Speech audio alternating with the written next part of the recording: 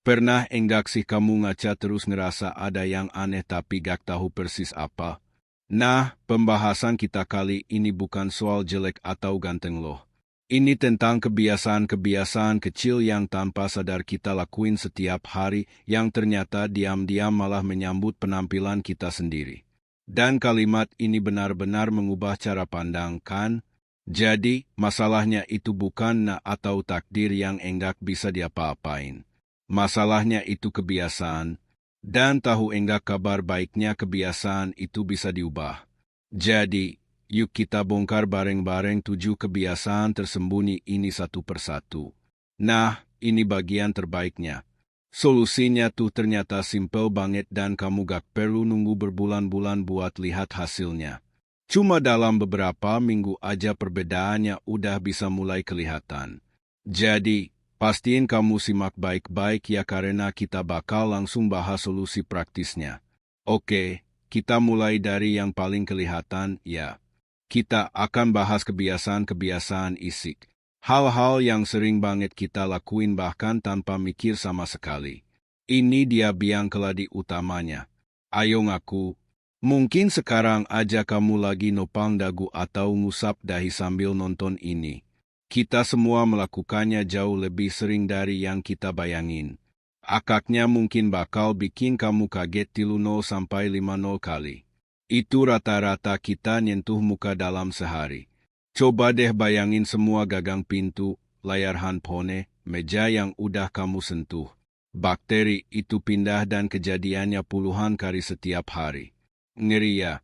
Dan inilah siklusnya. Simple banget sebetulnya. Tangan kita itu ibarat transportasi umum buat bakteri.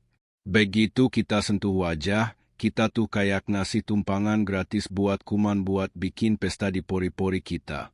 Hasilnya ya jerawat dan kulit yang rasanya jadi lebih berminyak. Jadi kuncinya cuma satu, kesadaran. Coba deh mulai perhatiin kapan aja tangan kamu rileks mau ke muka. Cukup dengan menyadari itu aja kamu udah setengah jalan menuju kemenangan. Jaga tangan tetap bersih dan kasih wajahmu ruang buat bernapas. Lanjut ke kebiasaan berikutnya, ya. Nah, yang ini agak tricky.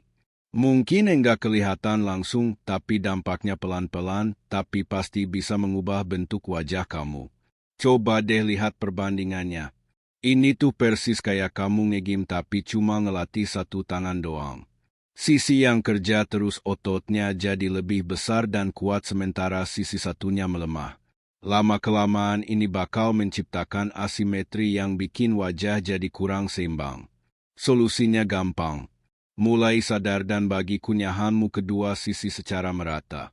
Oke, sekarang kita geser sedikit ya. Dari yang tadinya soal gerakan isik kecil, sekarang kita ngomongin pilihan gaya hidup yang lebih besar. Rutinitas harian yang mungkin aja lagi ngerusak penampilan kamu dari dalam. Di aman sekarang kita kan sering banget ya kejebak di dalam ruangan seharian. Kita sering dengar bahaya sinar matahari, tapi ternyata sama sekali enggak kena matahari juga punya dampak buruk loh buat kulit dan energi kita. Perbedaannya, wow, kelihatan banget kan? Ada semacam cahaya alami gitu loh pada orang yang cukup kena matahari.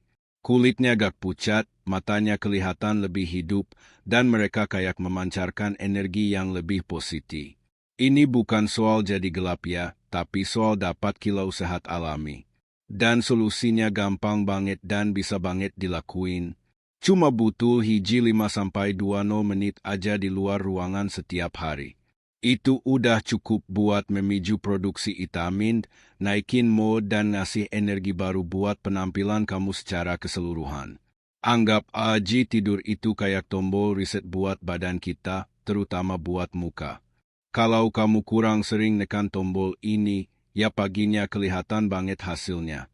Mata panda, muka sembab, kulit kusam. Itu semua sinyal darurat dari tubuh yang enggak sempat memperbaiki diri semalaman.